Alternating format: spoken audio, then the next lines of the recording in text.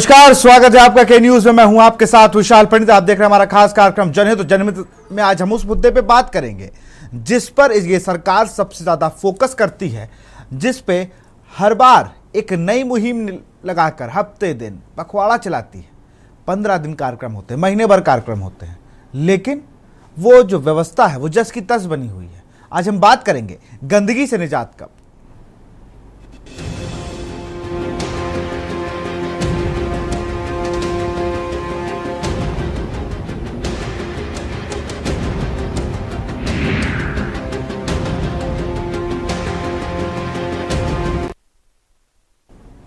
उत्तर प्रदेश के जनपद बुलंदशहर की खुर्जा तहसील के अंतर्गत आने वाले गांव कलंदरगढ़ी में जिला प्रशासन की कार्यशैली सवालों के घेरे में है। गांव कलंदरगढ़ी हालात बताने के लिए काफ़ी ही है कि जिले में जिम्मेदार किस तरीके से अपनी जिम्मेदारी निभा रहे हैं। कलंदरगढ़ी गांव में जलभराव की समस्या ने विकराल रूप धारण कर लिया है। गांव की गलियां और सड़कों पर लंबे समय से गंदा पानी जमा है, जिससे स्थानीय लोग बुरी तरह परेशान हैं। पानी में पसरे गंदगी और कीचड़ के कारण गांव में रोजाना हादसे हो रहे हैं। बीते कल एक युवक सांप के काटने का शिकार हो गया। गनीमत ये रही कि समय रहते इलाज मिल गया। गुस्साए ग्रामीणों ने सांप को भी मौके पर मार दिया। स्थानीय प्रशासन की अनदेखी से नाराज ग्रामीणों ने कल खुर्जा तहसील परिसर पहुंचकर धरना प्रदर्शन शुरू कर दिया। ग्रामीणों ने परिसर के अंदर ही खाना बनाना शुरू कर दिया और साफ कहा कि जब तक उनकी समस्याएं नहीं सुधारी जाएंगी वह तहसील परिसर नहीं छोड़ेंगे। आज धरने के दौरान तेज धूप और गर्मी के कारण एक युवक और कई महिलाएं तबीयत बिगड़ गई। हालत को देखते हुए मौके पर डॉक्टर को बुलाना पड़ा, जिन्होंने प्राथमिक उपचार मुहैया कराया। गांव वालों का कहना है कि वह कई बार शिकायत कर चुके हैं, लेकिन ना तो जल निकासी की कोई व्यवस्था की गई और ना ही प्रशासनिक अधिकारियों मौके पर पहुंचे। ग्रामीणों की मांग है कि जल्द से जल्द नालियों की सफाई कराई जाए और जल निकासी की व्यवस्था की जाए। गांव कलंदरगढ़ी के लोग अपनी जरूरतों के लिए प्रशासनिक चौखट पर धरना देने को मजबूर है।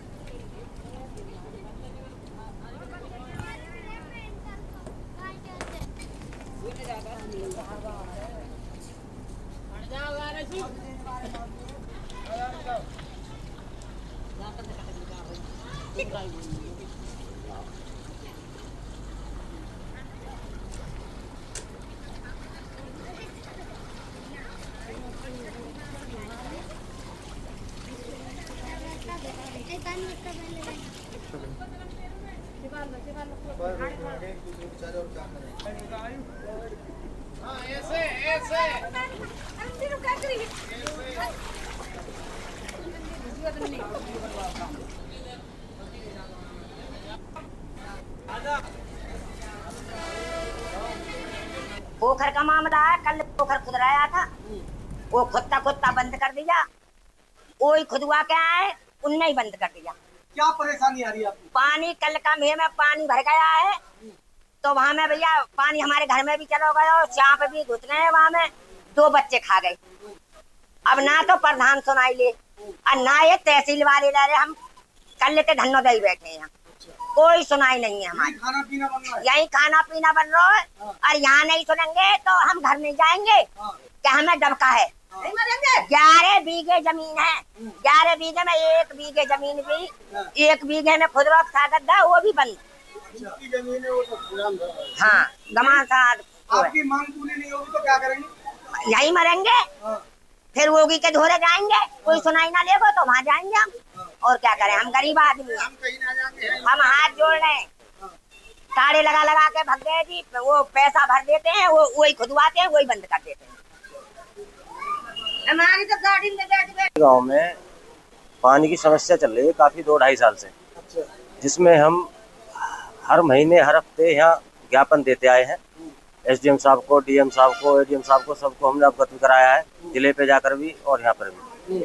लेकिन अभी तक हमारे उस पानी की समस्या का कोई निस्तारण नहीं किया गया, जिसमें अब एसडीएम साहब ने एक टीम गठित करी थी।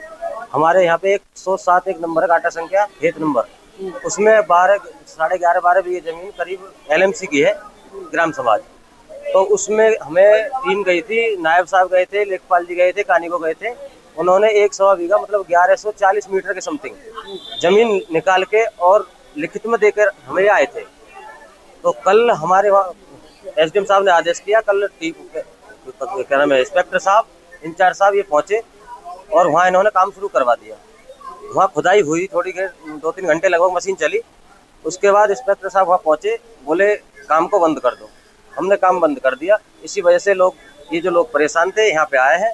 कल दोपहर से यहाँ पड़े हैं ये लोग, और इनमें कई लोगों की तबीयत भी खराब हो गई है। सुबह 4 साढ़े 4 बजे इनके एक बच्चा था, सानी करने के लिए उठा, उसे वहाँ पानी सांप आ गया, उसने सांप ने बच्चे को खाया है।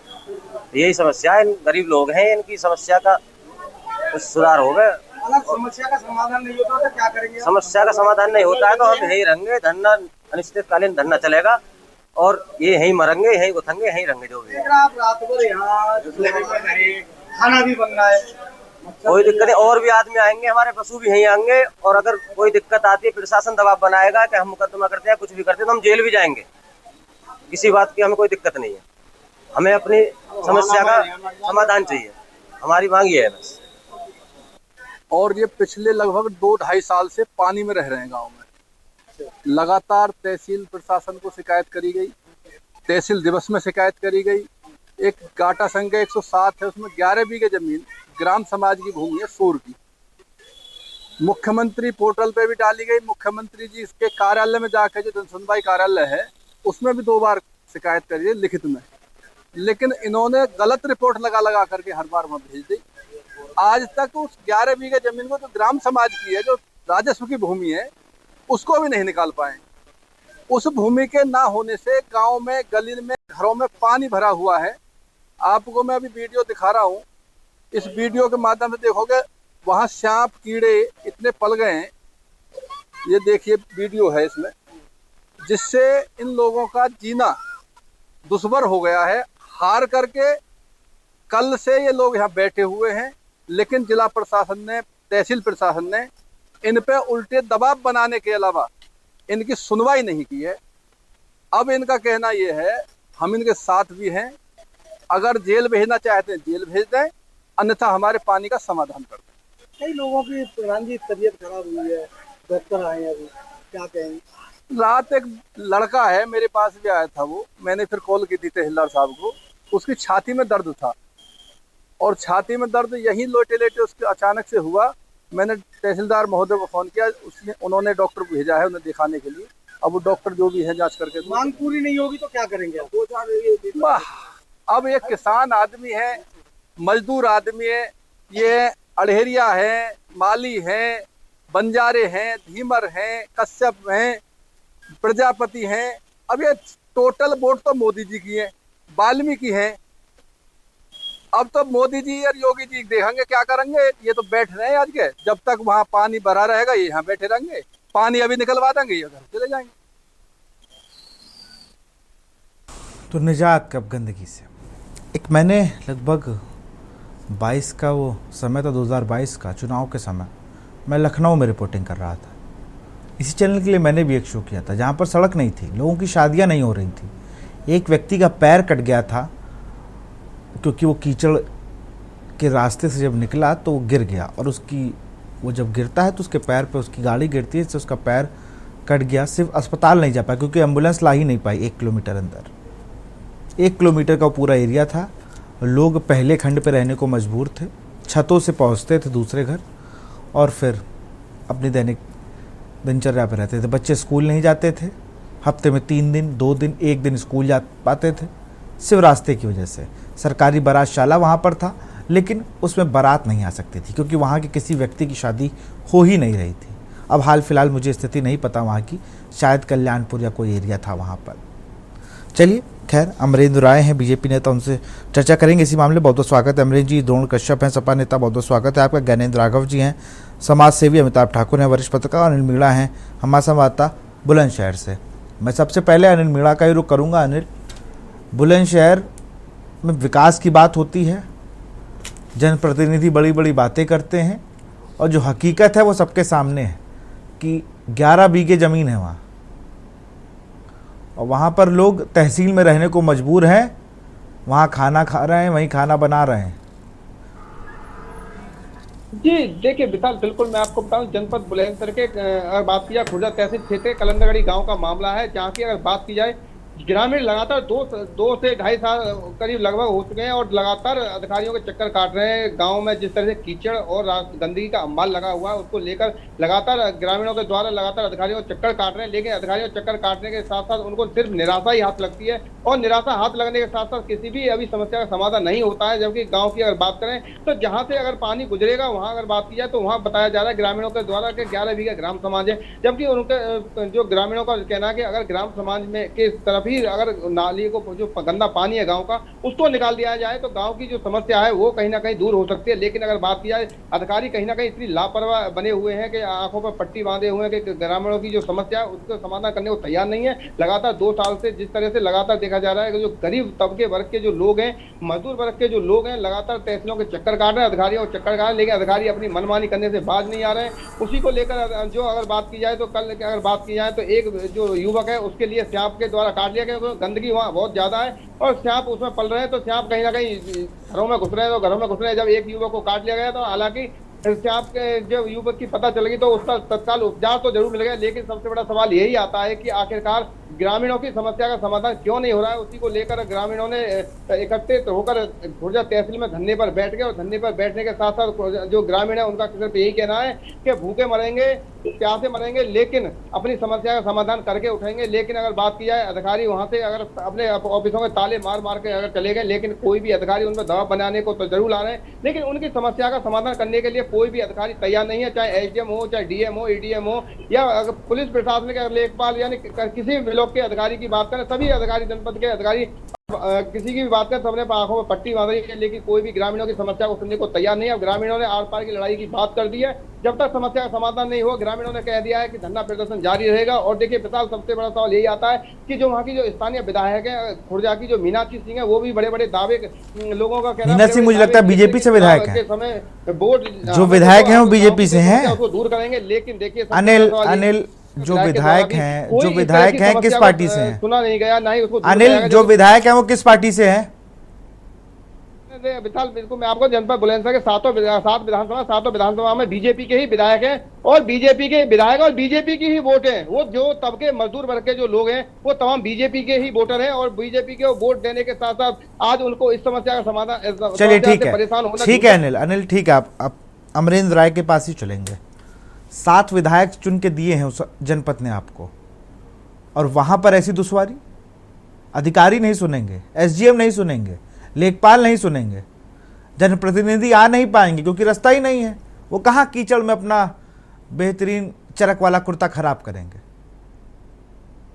वोटर है ऐसे ही परेशान होगा, फिर 5 साल बाद उसको कुछ सपना दिखाया जाएगा, फिर उसको बताया जाएगा कि अच्छे दिन आने वाले हैं और फिर वो नाली में ऐसे ही घूमता रहेगा। तहसील में खाना बनाएगा बगैर तिरपाल लगाए, डॉक्टर आएंगे चेक करेंगे। अमरेंद्र जी ये गंभीर विषय है और इस पे उन अधिकारियों पे भी कार्रवाई होनी चाहिए और तत्काल कम से कम जनप्रतिनिधि वहां पहुंचे, उनसे बात करें। ये धरना प्रदर्शन होना कोई अच्छी बात नहीं है। अमरेंद्र जी। जी नमस्कार। जी नमस्कार। जी नमस्कार अमरेंद्र जी। नहीं, ये प्रशासन की बहुत बड़ी चूक है और ये मैं कमी बता सकता हूँ कि क्योंकि ये 100% कमी है कि सारे विधायक अपने होते हुए और सांसद भी बुलंदशहर के हमारे हैं और इतनी बड़ी कमी अगर क्षेत्र में है और लोग धरने पर बैठे हैं तो ये कमी है, इसको प्रशासन के संज्ञान में लाया जाएगा।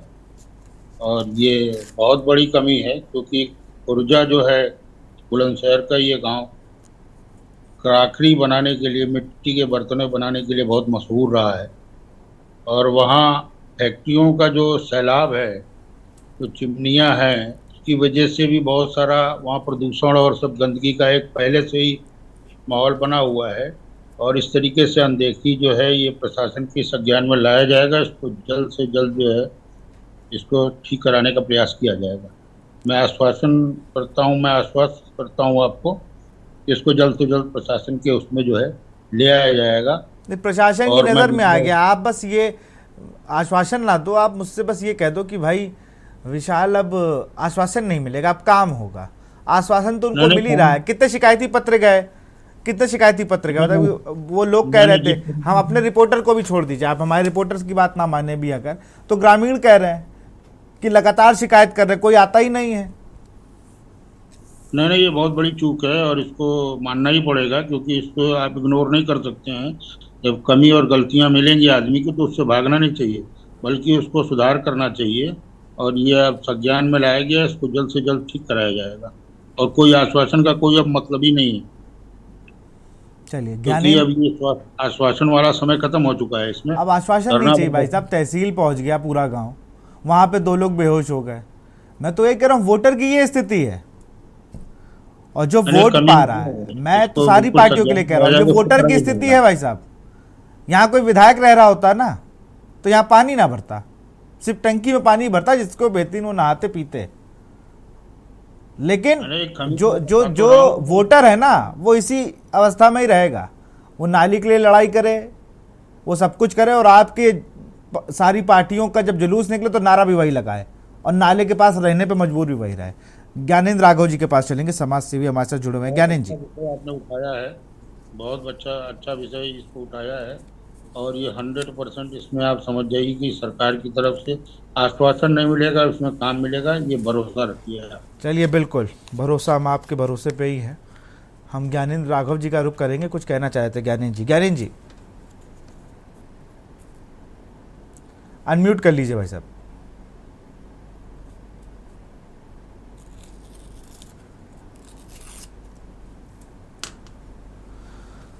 अनम्यूट कर लीजिए, इससे आपकी आवाज हम तक आए। ज्ञानेंद्र जी आपकी आवाज हम तक नहीं आ रही है।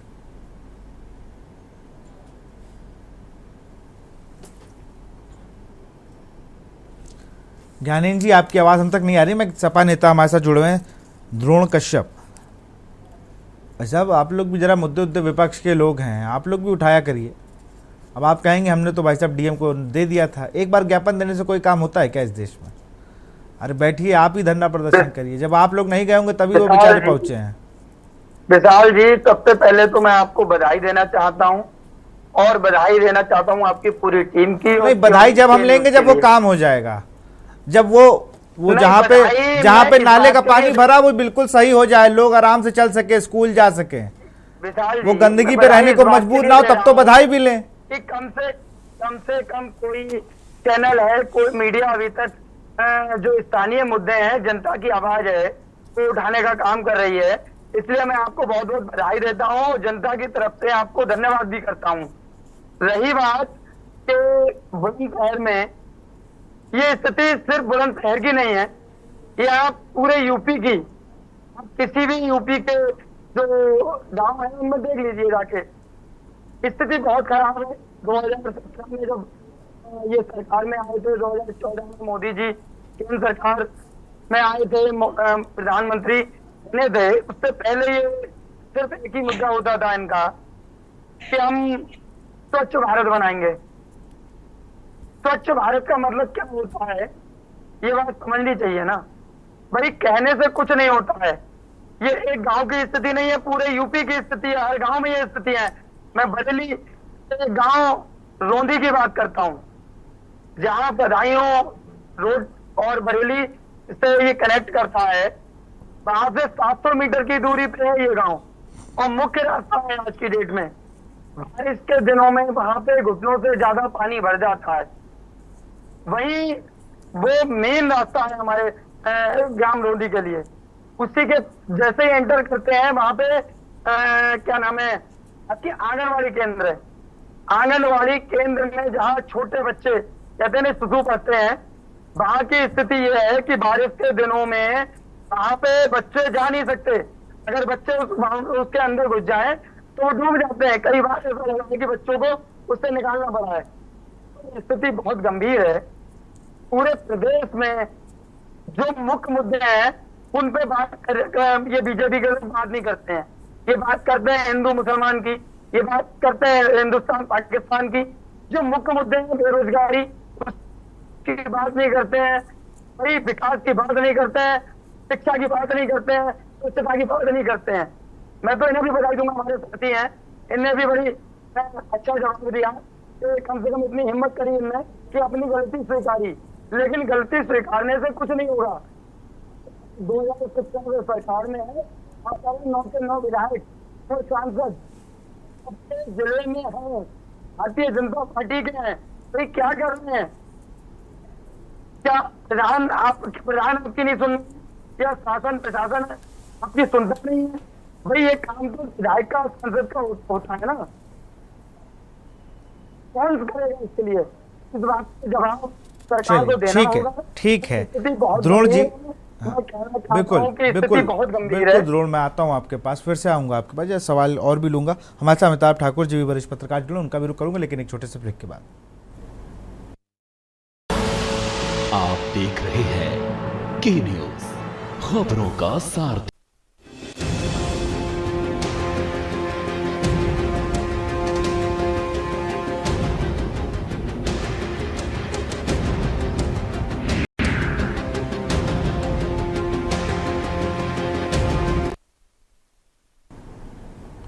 ब्रेक के बाद आपका स्वागत है और सीधे रुख करेंगे अमिताभ ठाकुर जी का, वरिष्ठ पत्रकार हैं। अमिताभ जी, हम लोगों ने, मतलब मुझसे तो ज़्यादा ही आपने ये सब ऐसी स्टोरियां कवर की होंगी, और ये कोई आज की बात नहीं है। अगर हम सन 90 का दशक देखें तो हैंडपाइप लग रहे थे, तो उसमें बड़ा 84 से 90 के बीच हैंडपाइप लगने में बड़ी दिक्कत होती है, भाई साहब इसका पानी कहाँ जाएगा। फिर काम हुआ कि भाई अब जरा सीवर लाइन पड़नी है, तो सीवर लाइन के नाम पर खूब गंदगी मचा दी और फिर कहा कि देखिए सीवर लाइन पड़ रही है तो दिक्कत हो। अब वो सीवर लाइन ब्लास्ट हो जाए तो लोग घर पानी आने लगा। साल 2000 आया तो फिर रोड कटिंग करके लगने लगी, सीवर से सीवर जुड़ने लगे, फिर वही दिक्कत आने लगी लोगों को। लेकिन मुझे तो लगता है खुर्जा का ये वो गांव है जहां पर कोई भी चीज़ नहीं पहुंच पाई, और पहुंची तो सही से कोई काम ही नहीं हुआ। वहाँ लोगों ने ड्रम लगा रखे हैं कि पानी इसमें भर दें तो लोग पैदल चल सकें। अरे क्या काम कर रहे हैं वहाँ के SGM लेखपाल, यही काम ही है आपका। कम से कम जाइए, देखिए क्या है, क्या दिक्कत। 30 दिन नहीं जाइए, कम से कम 5 दिन चले जाइए तो अच्छे से काम हो जाएगा। अमित जी, माफ करिए अमिताभ जी। बहुत दुखद है ये सब, बहुत सिंपल ना, स्थानीय स्तर पर सुलझा लेने जाने वाली समस्याएं हैं, बिल्कुल सिंपल है। कहीं मैंने पंचायत वगैरह के स्तर पे भी इसको डिजाइन करके सुधारा जा सकता है। और अभी इतना फंड है गांवों के पास में, मनरेगा भी चल रहा होता है, कई तरह के फंड विकास के आ रहे होते हैं। इसके अलावा वो विधायक है, वो वहाँ का सरपंच है, वहाँ का सांसद है, सबके पास बहुत सारा फंड होता है। और ये जो काम है ये हर फंड से किया जा सकता है। ये नेताजी लोग इतना यहाँ पे भाषण दे रहे हैं, एक दूसरे के ऊपर गिना रहे हैं। अरे चुनाव के समय हजारों लोग लेके घूमते हो, 150 लोग लेके फावड़े लेके चले जाओ, ठीक हो जाएगा। एक ट्रैक्टर और एक पंप लेके चले जाओ, पानी निकल जाएगा। और जरा सा पत्थर वत्थर डाल करके, जरा मिट्टी डाल के तत्कालिक स्थिति 2 दिन में ठीक कर लो जरा, गांव वालों के साथ मिलके, गांव वाले भी जुड़ जाएंगे। भाषण देने के लिए थोड़े आप नेता बने हैं, या लोगों को बस आश्वासन देने के लिए बने हैं।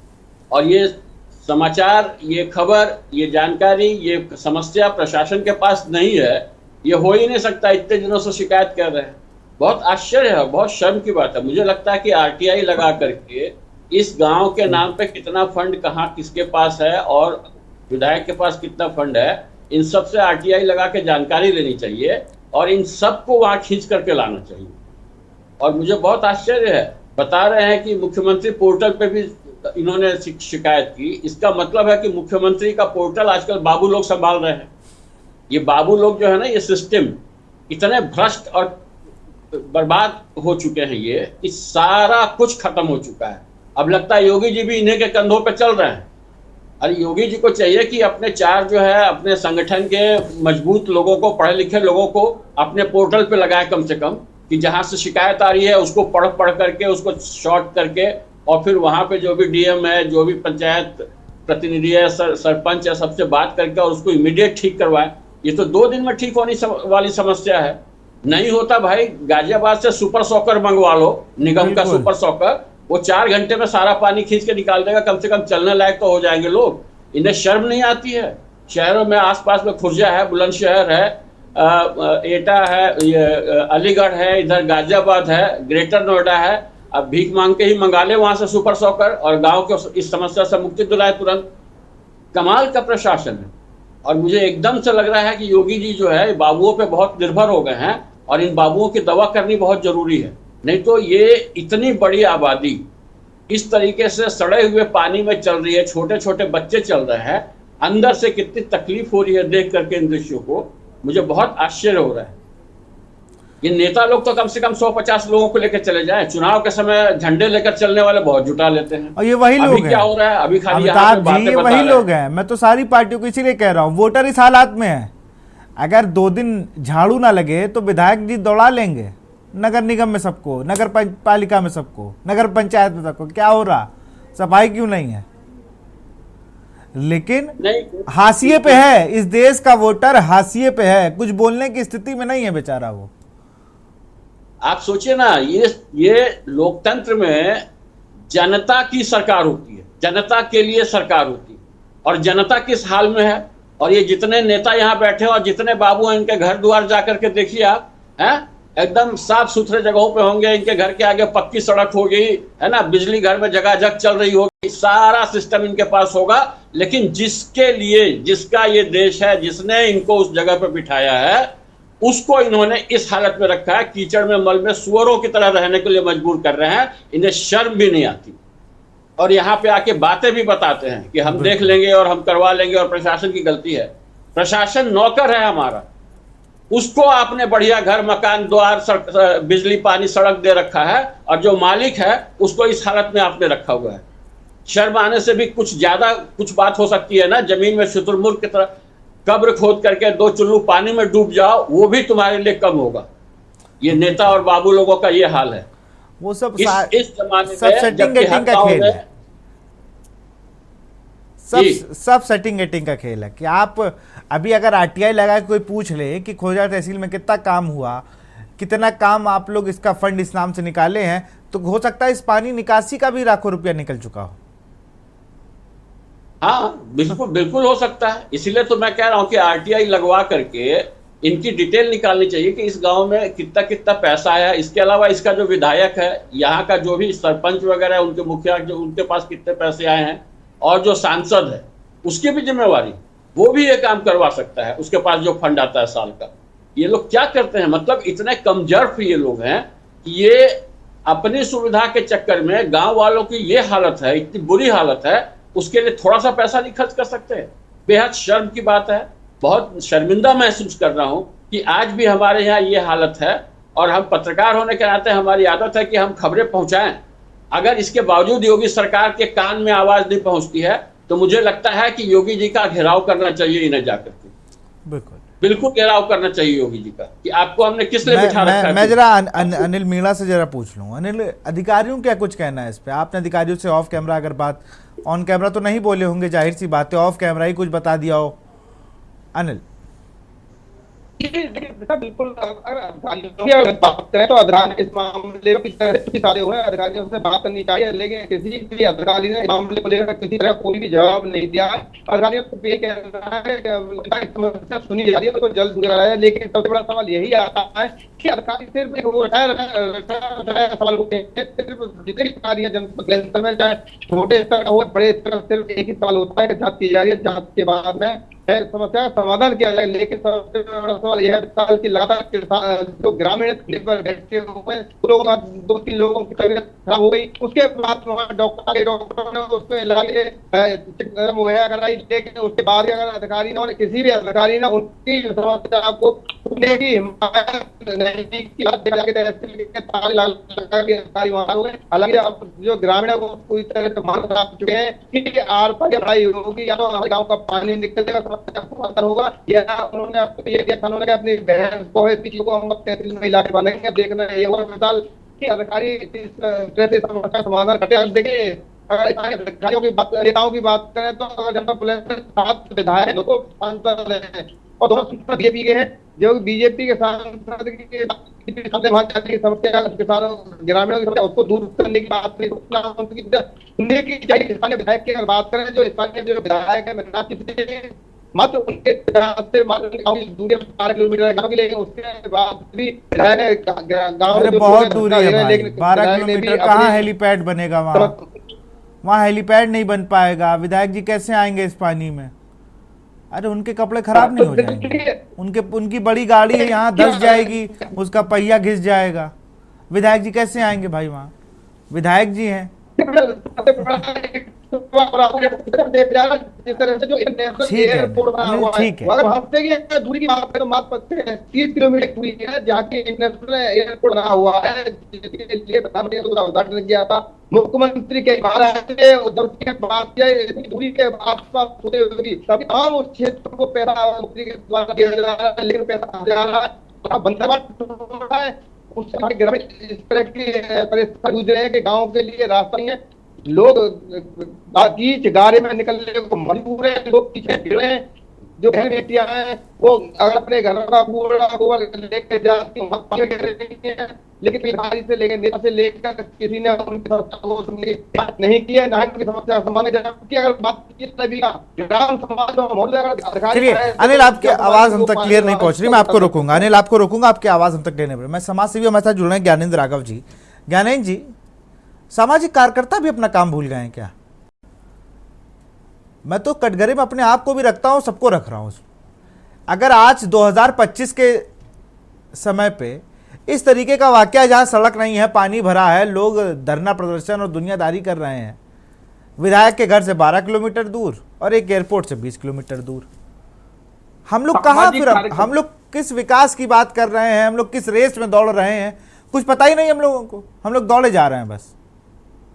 सामाजिक कार्यकर्ता और पत्रकार अपना काम नहीं भूल गए हैं विशाल जी आप जैसे। ये केवल अफसरशाही, जो केवल गुलाबी फाइलों में, कागजों में जो सुनहरा मौसम दिखाने की जो कोशिश है, और जो हिंदू मुसलमान में बांट करके जो सांप्रदायिकरण करके जो मूल मुद्दों से ध्यान भटकाया जा रहा है, जो पिछले 10 सालों में इस सरकार ने किया है, ये केवल उसका उदाहरण का ऊंट के मुंह में जीरा मात्र है।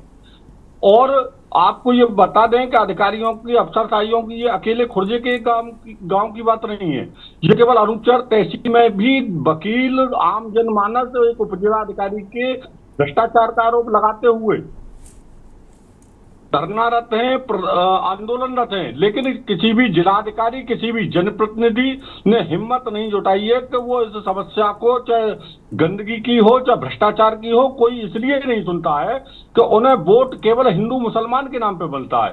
रही बात समाज सेवी की, तो हम लोगों ने जिलाधिकारी महोदया को भी और उप जिलाधिकारी महोदया से भी मिल करके इन सब समस्याओं को सॉर्ट आउट कराने के लिए और अवगत कराने का प्रयास किया गया है। लेकिन भाजपा के जितने भी जनप्रतिनिधि हैं वो केवल सांप्रदायिकरण करके और लोगों का मुद्दों से ध्यान भटका करके चूंकि वोट पा जाते हैं, इसलिए ये सब भाजपा के वोटर होने के बाद भी तमाम गंदगी में, मैं आपको छोटा सा उदाहरण बता दूं, होली के दिनों में अनुपचर विधानसभा में भी एक गांव पड़ता है करणपुर, उसमें मुख्य विकास अधिकारी से बात करनी पड़ी, तब जाकर के 1 महीने के बाद पानी निकल पाया।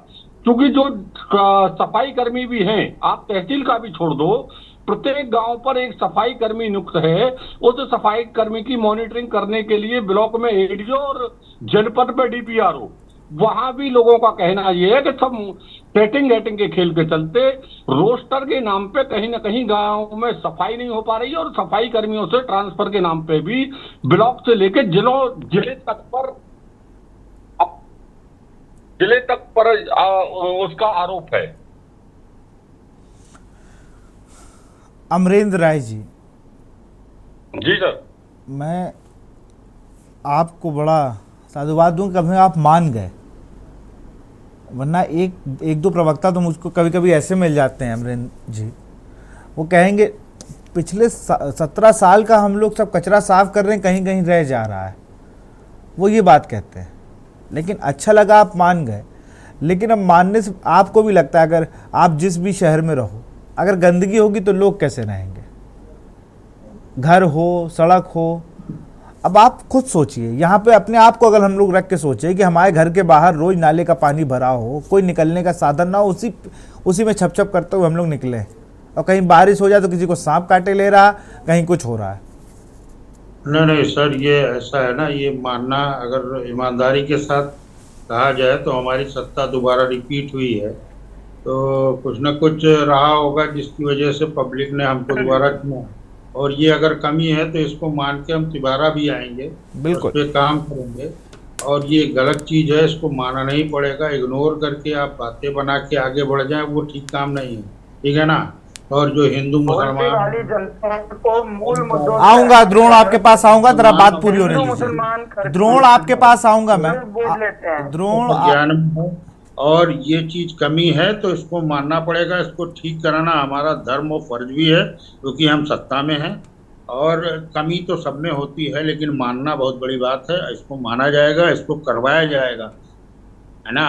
तो इसलिए ये कमी है और इसको ठीक करवाना है। ये पत्रकार महोदय ने बोला कि ठीक बात बोली है, उन्होंने कुछ गलत नहीं कहा है।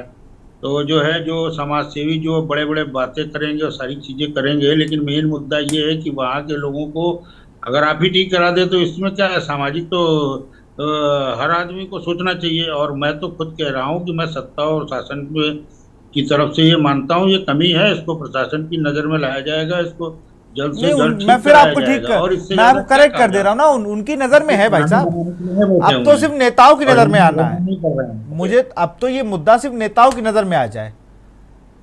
नहीं, बिल्कुल आएगा। सीएम के पोर्टल पे शिकायत हो जिस मुद्दे की, उसका क्या निस्तारण किया है, क्या निस्तारण हुआ, देखिए आप जरा। ये तस्वीर आपकी टीवी स्क्रीन पर फिर चल रही है, बूढ़े बच्चे जवान सब चल रहे हैं, देश का भविष्य भी चल रहा है और देश भी चल रहा है। और हम बात कर रहे हैं कि टोक्यो बना देते हैं हम तुरंत। नहीं सर, ये ऐसा है कि कमी है और इस कमी से हम भाग नहीं रहे हैं और ना आपसे कोई बातें बना रहे हैं, ठीक है ना। और इस कमी को कैसे ठीक किया जाए, इस पे विचार करना होगा।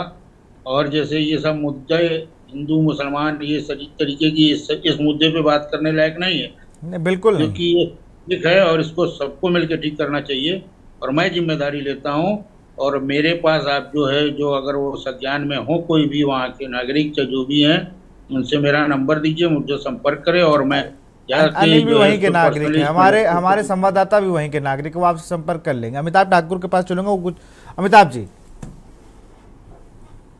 अरे ये कल विधायक या सांसद को लेकर क्यों नहीं पहुंचते वहां पे? प्रशासन के संज्ञान में क्या लाना है? 2 साल से लोग कह रहे हैं संज्ञान में ही नहीं है, किस बात का प्रशासन है फिर वो? प्रशासन को तो खुद मालूम होना चाहिए कि कहाँ से क्या लीक हो रहा है और कहाँ पानी भर रहा है और कहाँ सड़क नहीं है, किस बात का प्रशासन? सर मैं अमिताभ जी, मैं लखनऊ में रहता है, आपको पता है, अभी बीच में ना बोलिए, सुनिए जरा। आपको पता है कि हमारे देश की औसत आमदनी कितनी है? 80 करोड़ लोगों की।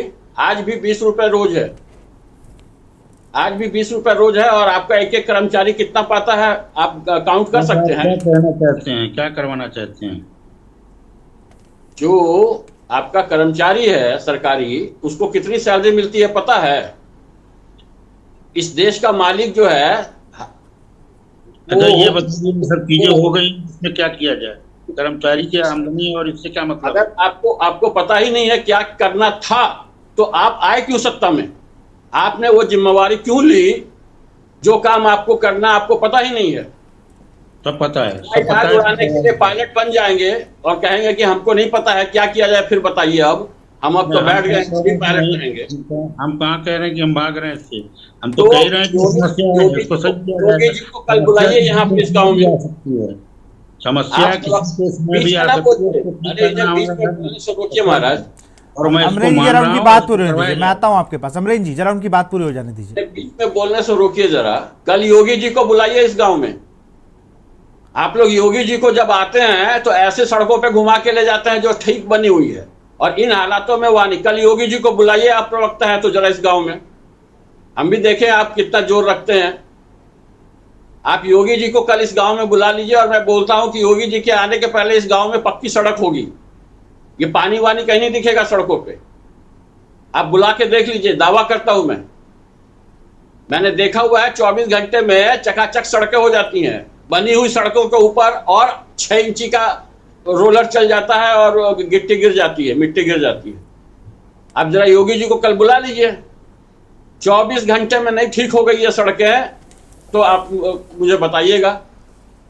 अरे हमारे डिप्टी सीएम पहुंच जाते हैं। मैं आपको अमिताभ जी मैं आपको बात बता दूं, एक जगह चल रहा था निर्माण कार्य और हमारे डिप्टी सीएम ब्रजेश पाठक पहुंच गए, तो उन्होंने कहा क्या कल दौरा लगा है। मजदूर ने कहा कल दौरा लगा है, तो वो उसको क्या पता कि यही इन्हीं का दौरा लगा है, एक दिन पहले आ गए। तो राह चलते चेक कर लिया उन्होंने। तो ऐसा नहीं कि नेता काम कर रहे हैं, लेकिन दिक्कत क्या है अधिकारियों की। अब सीएम साहब को ये रोड दिखाएंगे नहीं तो उनको क्या पता। अधिकारी कह रहे हैं, डीएम कह रहा है कि नहीं। अब अमरेंद्र राय कह रहे हैं मैं सांसद विधायक से बात करूंगा, मैं उनको भेजूंगा। ये उन्होंने इतनी बात मानी, उन्होंने कहा हमारी कमी है। सबसे बड़ी बात है कि मान लिया, लेकिन अब पता चले सांसद जी फोन करें डीएम को और डीएम कहे नहीं भाई साहब, सर आपको ये लग रहा है लेकिन मानिए हाँ तो सब कुछ ठीक है।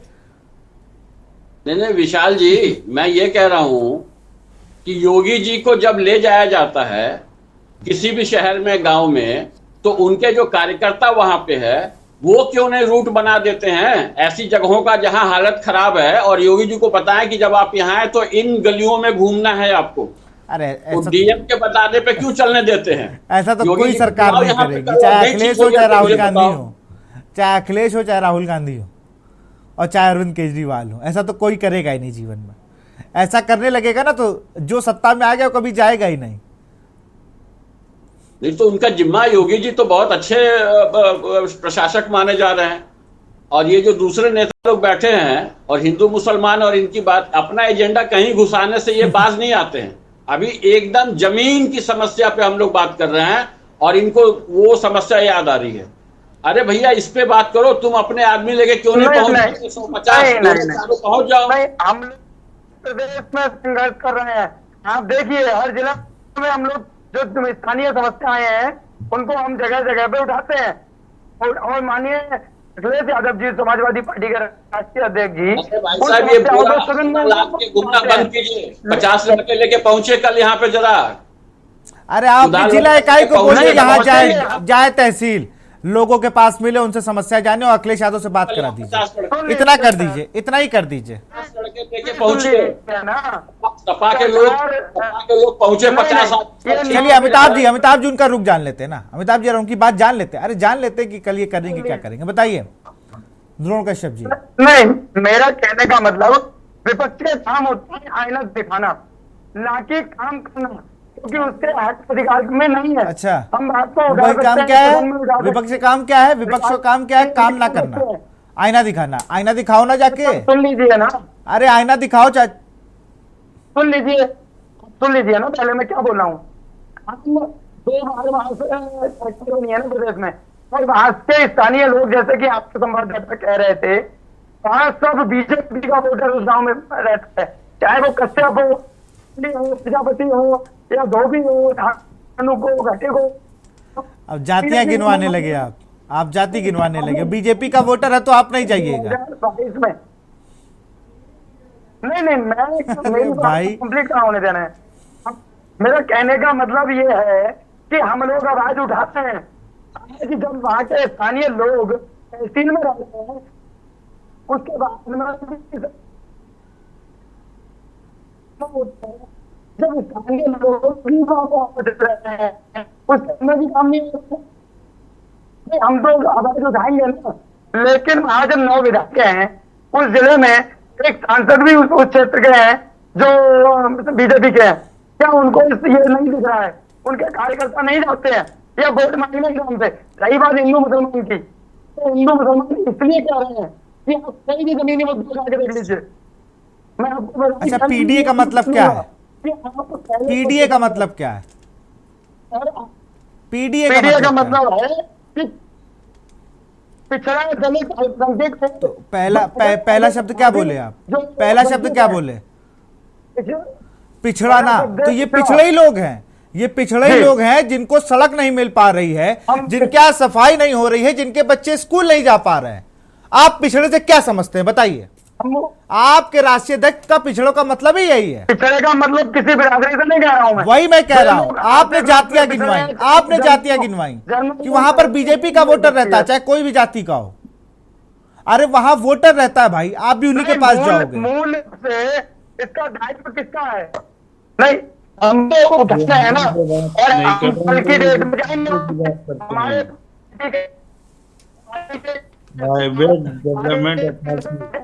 ऐसे नहीं होता भाई, ऐसे नहीं होता।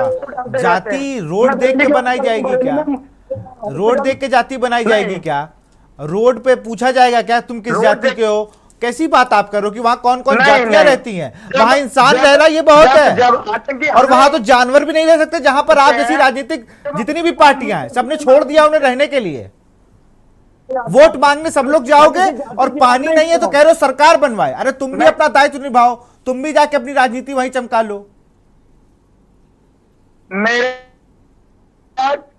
दल दोनों बैठे हैं भाई। पहली चीज तुम लोग राजनीति करने के लिए ही राजनीतिक दल खोले हो ना, कोई एनजीओ नहीं चला रहे हो, प्राइवेट लिमिटेड नहीं है।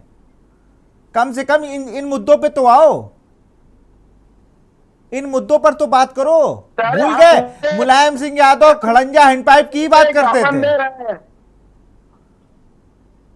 माननीय नेताजी तो इसी की बात करते थे, खड़ंजे की बात करेंगे, खड़ंजा नहीं बिछवा डालो। जी माननीय नेताजी की बात करते थे। एक बाल्टी और एक लोटा लेके चलते थे जब उन्होंने यात्रा निकाली थी, और दातून खूब सारे स्थानीय मुद्दों की बातें हैं। और स्थानीय लोगों से तभी जानते थे, एक एक कमरे में रहे, कहीं खाट बिछ गई तो सो गए। इसीलिए उनको नेताजी कहा गया कि भाई धरती पुत्र है, क्योंकि उन्होंने नीचे तबके की राजनीति की, उन्होंने क्रीमी लेयर नहीं खाई है। अब आप कह रहे हो कि वो वोटर तो कहेगा ही ना कि हमने इस पार्टी को वोट दिया। आदमी दुख में खड़े तो हो जाके, तब तो आदमी आपको वोट देगा।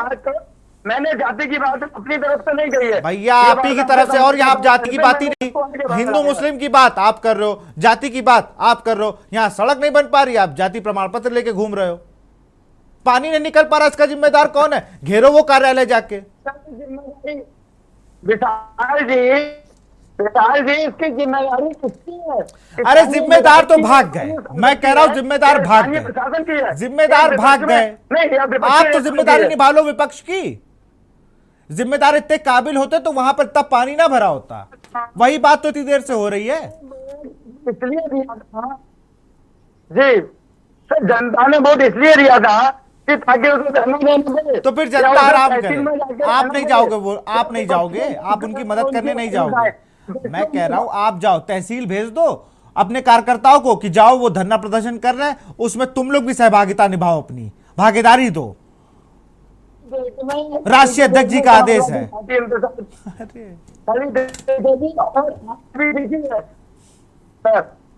मैं द्रोण भाई, मेरी आवाज आ रही है? बिल्कुल आवाज आ रही है आपकी। मैं तो आपसे ये कहूंगा, आप भाई हो, आप बहुत आगे जाओगे, लेकिन एक चीज समझिए, मैं भी कई समाजवादी पार्टियों के नेता को बहुत अच्छे से जानता हूं, जिनका काम सिर्फ क्या है कि लोगों की समस्या सुन के बैठ जाते हैं वो, और जैसे राष्ट्रीय अध्यक्ष आएंगे तो उनसे कम से कम 16-17 लेटर दिलवा देते हैं। तो अखिलेश यादव को मजबूरन कार्यालय में बुला के पूछना पड़ता, तुम्हारे डीएम से बात करा, तुरंत ये इस डीएम को फोन करो। और बीजेपी में भी यही लोग हैं जो कहते हैं ठीक है अभी रुक जाओ तुम, मैं काम करा दूंगा। लेकिन सामंजस्य नहीं है, जितना काम विपक्ष का बैठा आदमी करा लेता उतना पक्ष का बैठा आदमी नहीं करा पाता है। आपके पास ताकत है, यही जनता है। आप जाइए, इनके साथ सहभागिता दिखाइए, इनके धरना प्रदर्शन पे। जो काम 4 घंटे में होना को हो जाएगा वो 2 घंटे में। जब पॉलिटिकल इस देश में कोई भी चीज करनी हो तो उसको पॉलिटिकल एज चाहिए होता है जी। बगैर पॉलिटिकल एज के अगर कोई कार्यक्रम होने लगता ना, तो द्रोण भाई ना तुम राजनीति कर रहे होते, ना अमरेंद्र जी कर रहे होते, और ना ही हम चर्चा कर रहे होते। फिर तो डीएम और डीएम खेलते हम लोग। आप ये समझो, अगर 12 किलोमीटर दूर विधायक नहीं आ पा रहा है तो 14 किलोमीटर दूर जिला कार्यालय समाजवादी पार्टी से तो आदमी नहीं आ पा रहा है ना।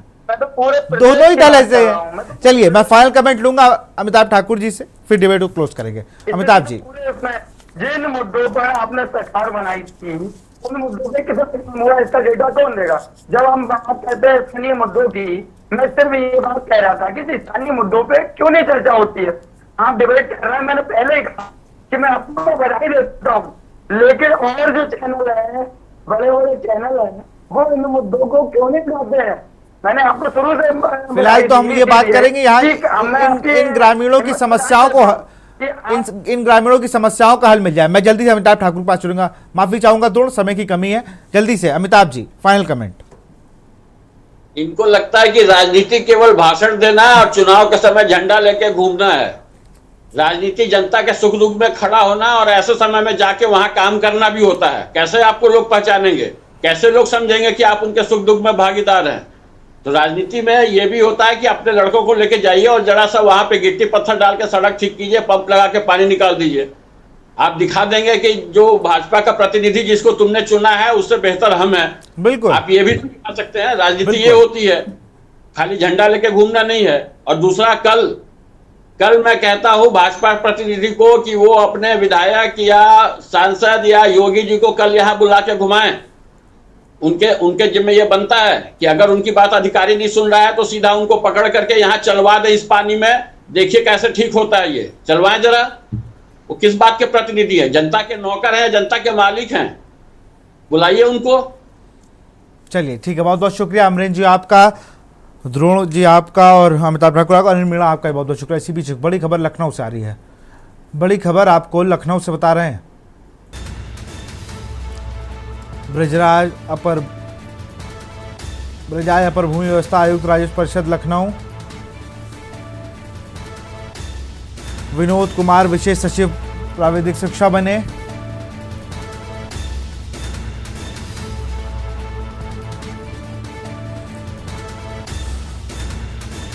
कृतिराज को सीडीओ उन्नाव बनाया गया।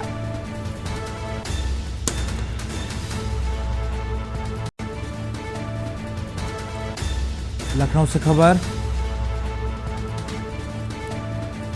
सचिव प्राधिक शिक्षा दिया गया अतिरिक्त प्रभार।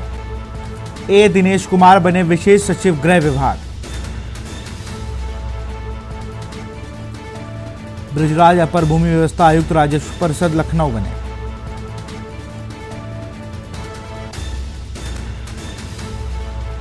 ब्रजराज अपर भूमि आयुक्त बने। विनोद कुमार विशेष सचिव प्राविधिक शिक्षा बने। और इसी खबर पर अधिक जानकारी के साथ ब्यूरो चीफ अभ्युदय अवस्थी जी हमारे साथ जुड़ चुके हैं।